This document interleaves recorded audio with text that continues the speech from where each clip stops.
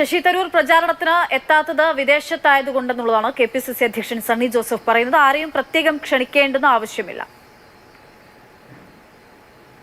നമുക്കറിയാം, തരൂര് മിക്കവാറും ഈ തെരഞ്ഞെടുപ്പിന്റെ പ്രചരണ പ്രധാന ഘട്ടങ്ങളിലെല്ലാം അദ്ദേഹം രാജ്യത്തിന് വെളിയിലായിരുന്നു, കേരളത്തിന് വെളിയിലായിരുന്നു. അതുകൊണ്ട് അദ്ദേഹം നിലമ്പൂരിലെത്തിയില്ല. അതെന്താന്ന് വെച്ചാൽ ഒരു യാഥാർത്ഥ്യം, സത്യത്തിൽ ഈ ഇലക്ഷനിൽ ഒരു നേതാവിനെയും ക്ഷണിക്കാറില്ല. സാധാരണ ഈ ബൈ ഇലക്ഷനിൽ പ്രത്യേകിച്ച് ചുമതലകൾ കൊടുക്കാറില്ലേ?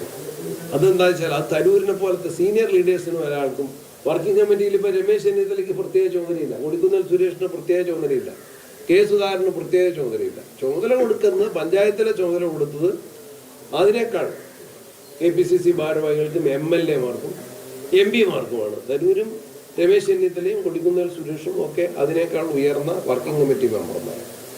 അവർക്കെങ്ങനെ പ്രത്യേക ചാർജ് എവിടെയും കൊടുക്കാൻ അതിനുപരിയാണ്.